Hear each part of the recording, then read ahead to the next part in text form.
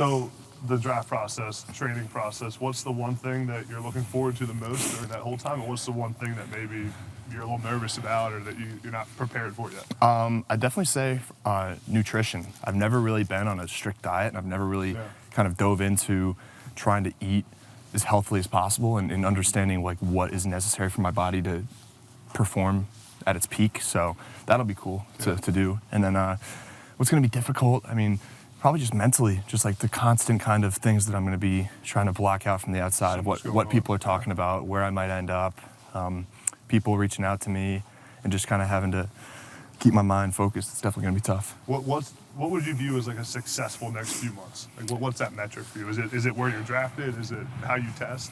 I think it's just my work ethic and how I look back and assess how I handled the whole process. If I went back and realized like I couldn't have done anything better to put me in a better position, doesn't matter where I get drafted. There's nothing I could do. So What was the process like deciding to not go back for your final year?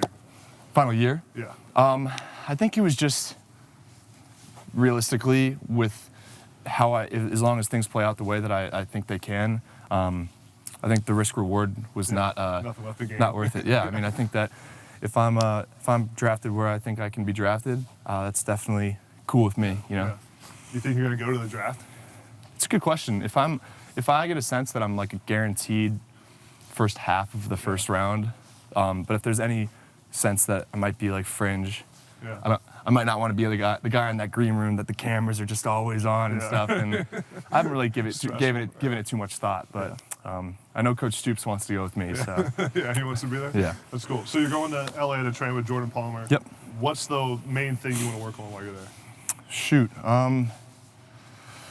I'd say not other than quarterback. I think from like a speed and strength and conditioning standpoint, with everything that I had going on with me physically throughout the season, it definitely set me back a little bit. So that's the part of it that I'm most looking forward to. Just getting my legs back to their optimal performance, and just getting my strength back, and seeing how fast I can get, and just how fit I can get. Yeah, get ripped out for the combine. Yeah. How excited are you to kind of have like the agent, who you're going to train with? Are you playing in the bowl game? Like all that stuff just behind Oh my goodness. Just focus on the oh my NFL. goodness. Yeah, I mean, even though during the season I really wanted to just be focused on football, all that stuff was still kind of in my mind. And for that to really be over with, and it's been a process for really the last entire year. I know that I did it thoroughly and I did it the right way, and that I'm going to be making the right decisions. So I'm excited to get that behind me. So we said you were just in New York and you were meeting with a bunch of agents there, your final two agents. Mm-hmm. What was, like, take the fans behind the scenes, like when you're down to your agents and they're trying to win you over, what's that look like? Are you at the dinners and meetings? And yeah, the meetings are definitely the most important part, because they want to make sure that you have all the information at your disposal to make the decision that you think is right.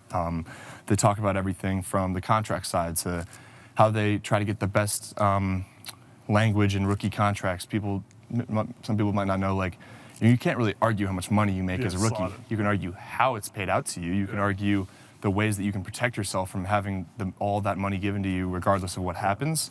And then also getting to the second contract, hearing their philosophies on the second contract and how they handle that process and how they fought for guys in the past, and just their precedents and their company's kind of power and their relationships that help them with that. So then there's marketing. There's like people that talk about the strengths of their marketing team and how they're going to set you up for success in those areas. I mean, especially in the pre-draft process, there's if you do it the right way, for someone in the first round and someone in the skill position, like, there's ways to make millions and millions of dollars. Like Adidas, dude. Which one I really don't know. I mean, Nike, Adidas, Noble. Like, I need to decide. And that'll be an interesting part of it as well. The trading cards, the memorabilia, that's definitely the biggest chunk, and then that's a big decision as well. The shoe deal. Last thing, whatever team, whatever city drafts you, as hopefully QB1, what are they getting? They're getting, a dude that's going to represent their organization on the field and off the field. That's going to make everyone in that organization proud. I think just the person that I am and the player that I am, more so the person that I am, separates myself from everyone else. And I got to thank just everyone else that has been a part of my journey that has kind of made me that way. I think I have the right mindset, and I think I'm a locker room guy that's going to be able to kind of be assimilated pretty easily into wherever I end up, and love making new friends, and I think that the owner and the coaches of that team, when they get to know me, are going to know that they're going to get a guy that they're not going to have to worry about is not going to represent them in the right way. Love it, man. Yeah. Appreciate it, Yes, bro. sir. Appreciate Thank everything. you. Excited to Yes, watch sir. this process Yes, sir. play out for Thank you man. so much.